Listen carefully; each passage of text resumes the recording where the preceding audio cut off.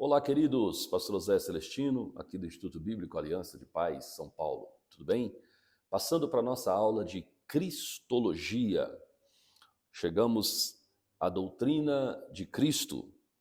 Essa doutrina é provavelmente a mais importante doutrina de todas as Escrituras. A doutrina de Cristo versa sobre o Verbo de Deus, que se fez carne, habitou entre nós e, segundo as palavras de João, vimos a sua glória, como a glória do unigênito do Pai, cheio de graça e de verdade.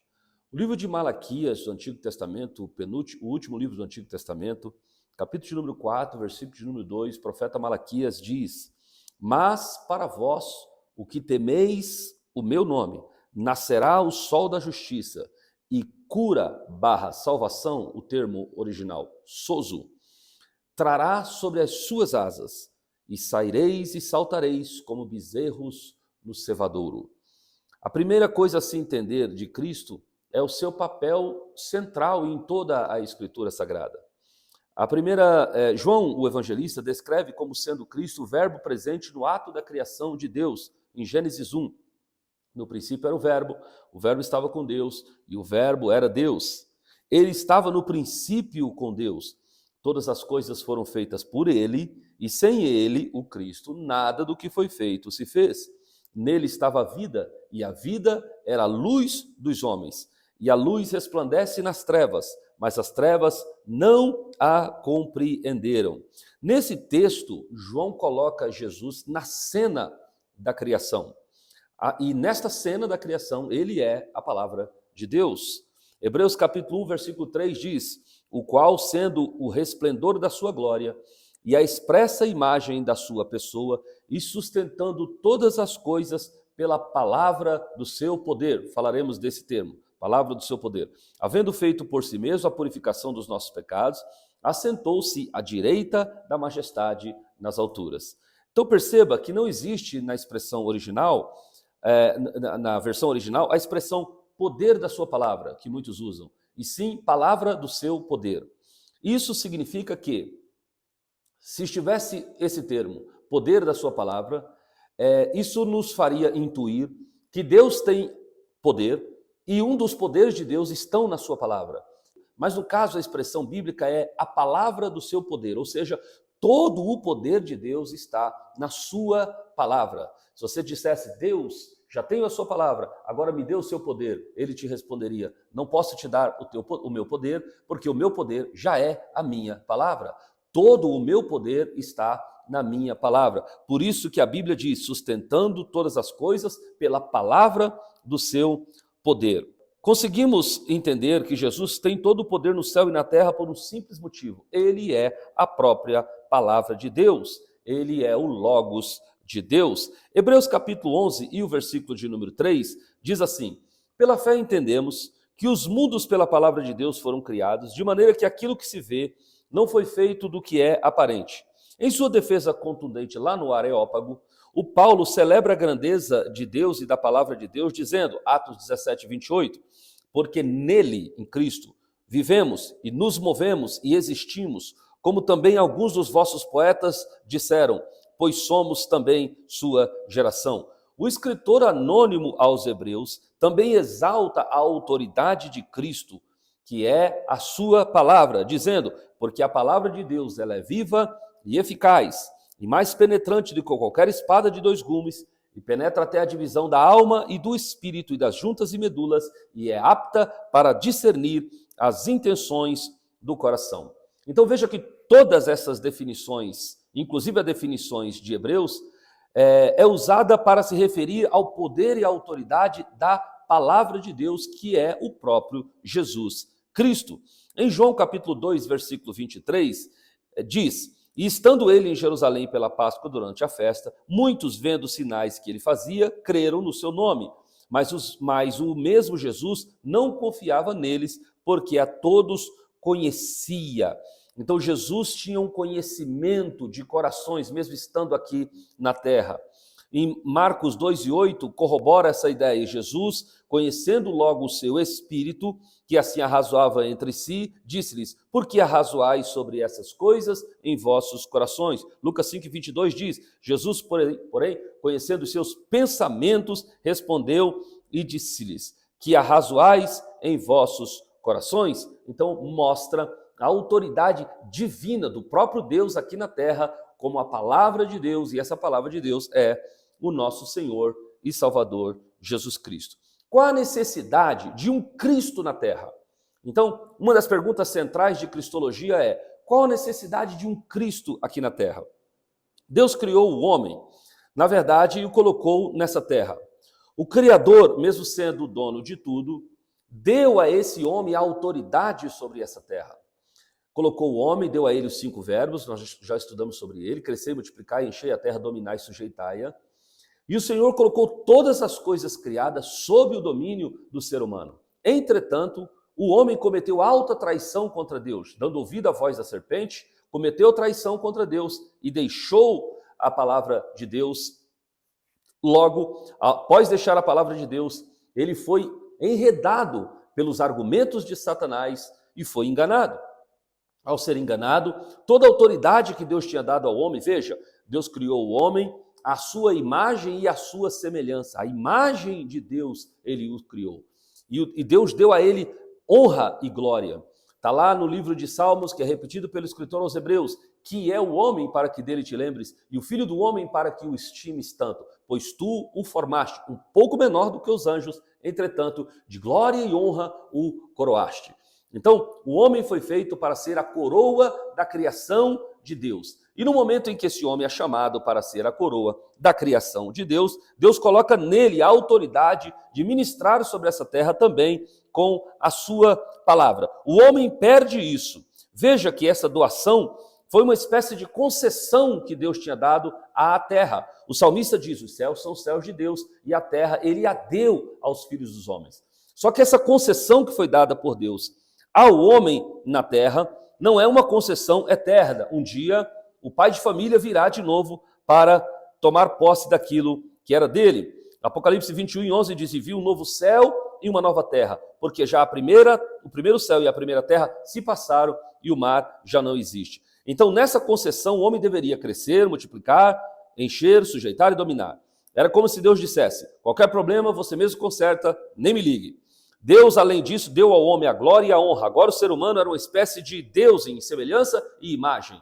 Ele era um pequeno Elohim, como disse o salmista. E palavra essa que foi repetida pelo próprio Jesus. Lá na tentação de Jesus, aparece Satanás ostentando a glória. Satanás está ostentando a glória que Deus tinha dado ao homem. Está vendo todos os reinos do mundo e a glória dele? Tudo isso é meu, porque a mim me foram entregues, disse Satanás a Jesus. Por que Jesus não refutou Satanás? Porque aquilo que ele estava dizendo era verdade. Ora, se Deus não deu honra e glória para Satanás, de quem era a honra e glória que Satanás agora ostentava? Era do homem. Então, o que Deus faz? Por conta do pecado do homem, o homem foi destituído da glória. Deus, ali mesmo no ato, Deus aparece e há uma palavra profética: da semente da mulher nascerá um que esmagará a cabeça da serpente. Então, o verbo se faz carne e é necessário que o verbo se faz carne, que o Cristo venha sobre a terra, para resolver um problema que o ser humano não resolveu. E Jesus resolveria isso como ser humano. Então ele nasceu de uma virgem e traz para si a autoridade agora sobre essa terra para resolver o problema criado por Adão. Tanto que ele é chamado pelo apóstolo Paulo de o segundo Adão. Vamos entender um pouquinho sobre o enigma da parábola das ovelhas. No Evangelho de João, Jesus compartilha uma parábola enigmática, que por si só já é suficiente para entender a necessidade da chegada do ungido, ou seja, de Cristo, de Deus, ao mundo dos homens. Leia com atenção. Em João 10:1 diz: na verdade vos digo, que aquele que não entra pela porta no curral das ovelhas, mas sobe por outra parte, é ladrão e salteador. Aquele discurso, a Bíblia diz que os discípulos não entenderam. Evidentemente que não eram para eles entenderem, porque naquele discurso tinha palavras da qual Satanás, que estava ali nos arredores, entendia qual era o ministério e a obra de Cristo aqui na terra. Então, o ladrão e salteador, da qual Deus está se referindo, é Satanás, que agora pastoreia a terra com um pastorado ilegítimo, porque ele não entrou pela porta. O que seria entrar pela porta nesse mundo, nesse planeta Terra? Nascer de uma mulher. Ninguém que não nasceu de uma mulher pode ser legítimo nessa terra, é um alienígena. Então, para ser um terreno, para ser um terráqueo, terá que ter nascido nessa terra. Então, o que Jesus está dizendo em João capítulo 10 era uma forma de dizer a Satanás: você não entrou pela porta. Se você não entrou pela porta, você não é legítimo. Aí Jesus continua dizendo: aquele, porém, que entra pela porta, este é o pastor das ovelhas. Jesus está dizendo que ele entrou pela porta.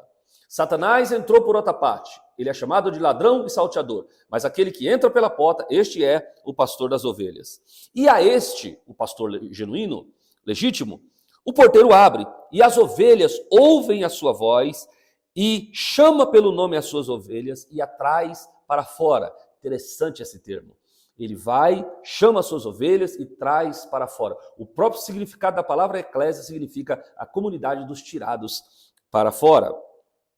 E ele vai adiante dessas ovelhas, e as ovelhas o seguem, porque conhecem a sua voz. Mas de modo nenhum seguirão a estranho, antes fugirão dele, porque não conhecem a voz de estranho.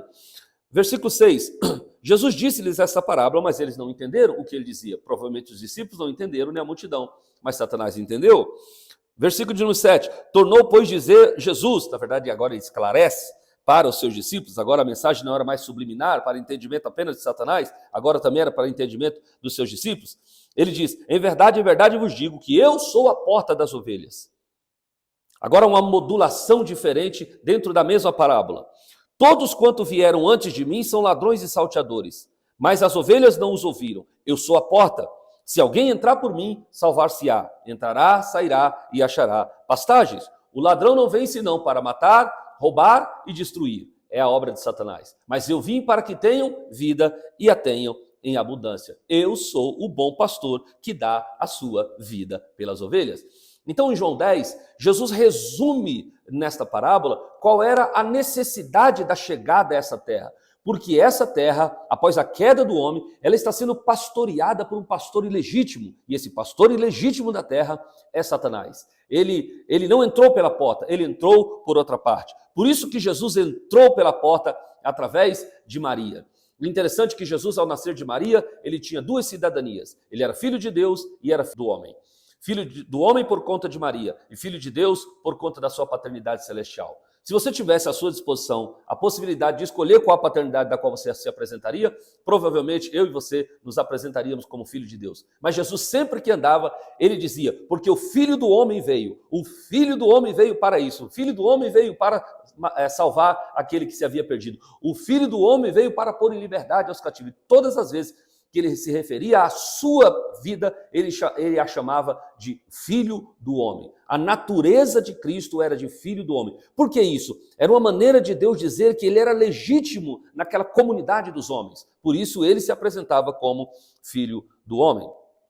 Satanás então não entrou pela porta. Jesus está acusando Satanás de ser ilegal no reino dos homens. Ele não tem passaporte para estar aqui. Ele é um ilegal. Ele entrou via serpente no Éden e a partir de então acessou a humanidade.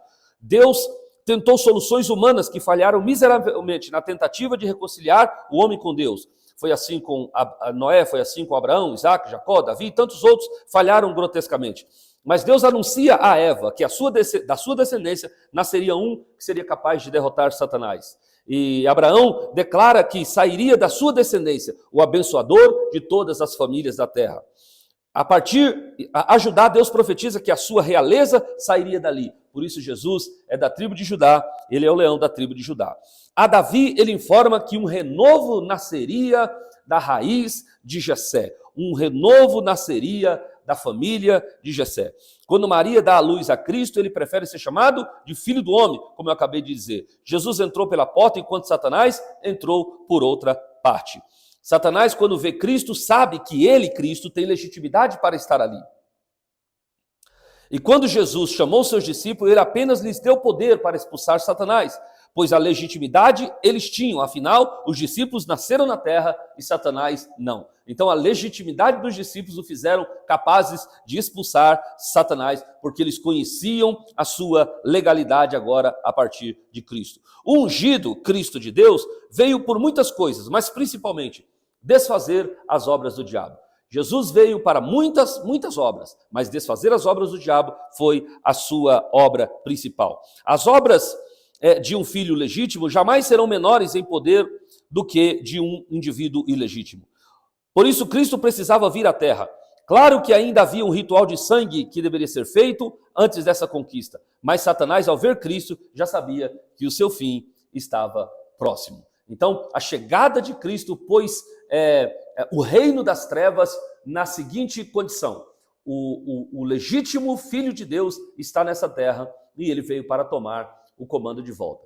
Por isso que Satanás, lá em Lucas capítulo de número 4, sabendo que Jesus está agora na terra para cumprir a sua obra, porque os profetas já haviam anunciado, ele tenta fazer um acordo com Jesus. Em outras palavras, eu sei o que o Senhor veio fazer nessa terra, eu não quero ser o teu empecilho, tudo isso eu te darei, eu devolvo o comando para o Senhor, desde que você se prostre e me adore. Jesus olhou a proposta, não aceitou a proposta de Satanás e resolveu tomar as chaves de novo da autoridade do céu e da terra a partir da sua morte de cruz. Quando Jesus vai à cruz do Calvário, que ele ressuscita, a primeira frase que ele diz é: me dado todo o poder no céu e na terra. Então, no próximo bloco da nossa aula sobre Cristologia, nós vamos falar sobre um reino para um rei. Até o próximo bloco, Deus abençoe a sua vida e até daqui a pouco.